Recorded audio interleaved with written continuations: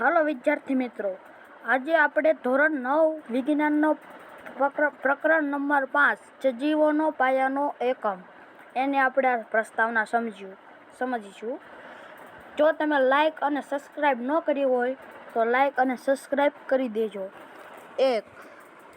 કોષ શબ્દનો અર્થ સમજાવો. તેની શોધ વિશે ટૂંકમાં માહિતી આપો. તેનો પહેલો મુદ્દો છે. કોષ શબ્દ લેટિન શબ્દ સેલ્યુલામાંથી મેળવ્યો છે. કોષ શબ્દ લેટિન શબ્દ ઉપરથી આવ્યો છે, જેનો અર્થ નાનો ઓરડો એવો થાય છે. રોબર્ટ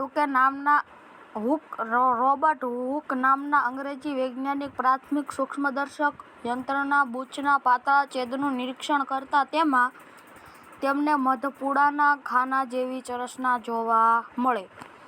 રોબર્ટ હુકે તેના પોતાનું સૂક્ષ્મદર્શકમાં બૂચના પાતળા છેદનું નિરીક્ષણ કરતા તેને મધપૂડાના ખાના જેવી રચના જોવા મળે. તેને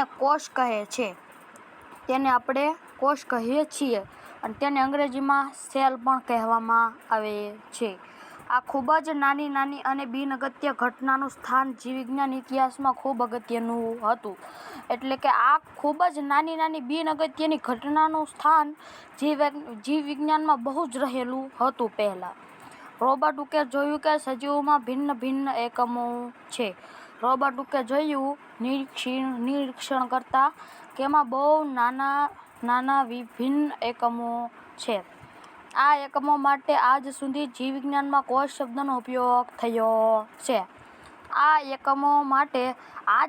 જીવવિજ્ઞાનમાં કોષ તરીકે ઓળખાતો હતો.